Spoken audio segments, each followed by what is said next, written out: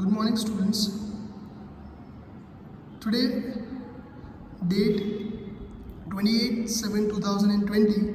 As we are unable to conduct online classes because of some connectivity issues, so today I am sending the video of the question which I was going to solve in the online class. So as we know that we have started with chapter number 15, probability, and this is our last question of the chapter. So chapter number 15, question number 2. Refer to example 13. First, complete the following table. Okay, means it is given an event that sum on 2 dice. Means there are 2 dice. We know that in some event we are using 2 dice, right? So in that 2 dice, you have to find out the sum.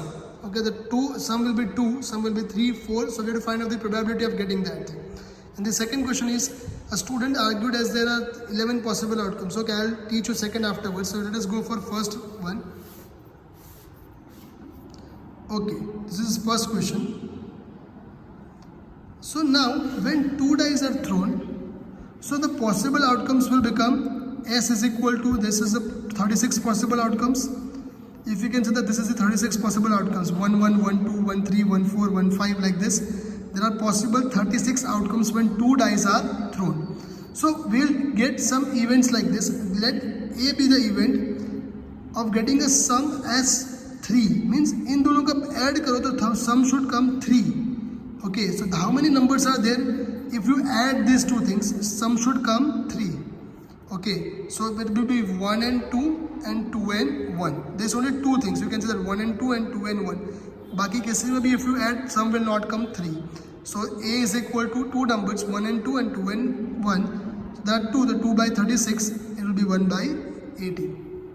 Similarly, let P be the event of getting a sum as 4. Now sum as 4 will become 2 and 2, 1 and 3. Okay, and if anything else, 3 and 1. Yes, so there are 3 possible outcomes. So it will be 3 by 36 is equal to 1 by 12.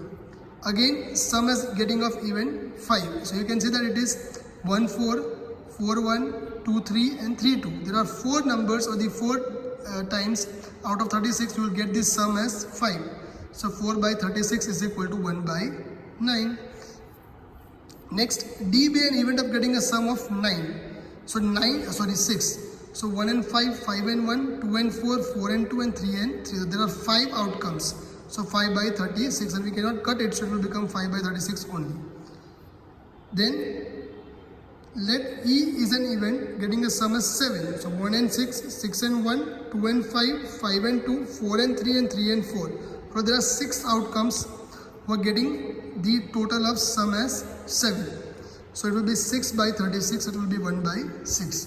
Okay, so there are totally this much. I'll request everybody to copy this much first in your notebook. You can pause the video and copy this down in your notebook, same as I've written in this page. Okay, now let us go ahead. Next is event F. Is an event getting the sum as 8. So now as you can see that they are getting the event 8. So there can be 2 and 6, 6 and 2, 3 and 5, 4 and 4 and 3 and 5. Again there are 5. So 5 by 36. There will be 5 by 36. Okay. Then G be the event of getting the sum as 9. So 4 and 5, 5 and 4, 3 and 6 and 6 and 3.